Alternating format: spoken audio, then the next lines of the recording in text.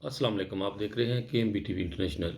ناظرین، آج بہت ہی افسوسناک خبر لے کر ہم پھر آپ کے پاس حاضر ہوئے ہیں کہ ربوہ جناب نگر میں ایک 5 سے 7 سال کا بچہ جو گھر سے کچھ سامان لینے کے لیے ان کی بہنوں نے بھیجا اور اس کو مار کر کسی نے جاڑیوں میں پھینک دیا۔ ان کے والد صاحب اور والدہ کہیں کسی کا عیادت کرنے کے لیے ہاسپٹل گئے تھے اور پیچھے سے ان کو فون کیا گیا کہ آپ کا بچہ جو ہے وہ گھر میں نہیں مل رہا۔ وہ آئے، انہوں نے 70 کے قریب لوگ اور 50 کے قریب عورتیں مل کر پورا ربوہ چھان مارا، دریا کے کنارے ادھر ادھر سب ڈھونڈنے لگے، لیکن وہ بچہ کہیں نہیں ملا۔ پھر جب وہ واپس آئے تو بچہ جاڑیوں میں پھینکا ہوا تھا۔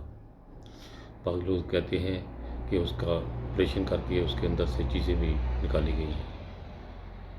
ناظرین، یہ بہت افسوس کی بات ہے کہ چھوٹے چھوٹے بچوں کو جو ہے وہ پاکستان میں بیچاروں کو اس طرح برے طریقے سے مار کے پھینک دیتے ہیں اور پھر ان کا کوئی اتا پتہ بھی نہیں چلتا یہ لوگ کون ہیں اور کہاں سے آتے ہیں۔ اس لیے اپنے بچوں کا خود خیال رکھیں اور کڑی نظر رکھیں ایسے لوگوں کے اوپر۔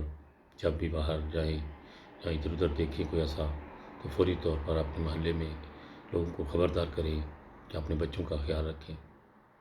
یہ بہت افسوسناک خبر ہے اور اس کے والدین کے لیے، اور کیا ان کے لیے بیت رہی ہوگی اس وقت۔ رمضان کا مہینہ ہے، روزے کا ٹائم ہوگا، کتنا جو ہے اگر بندہ سوچ میں جائے تو کتنا برا منظر ہے یہ، اور اس کو بیان کرتے ہوئے بھی مجھ سے جو ہے نا بیان نہیں کیا جا رہا۔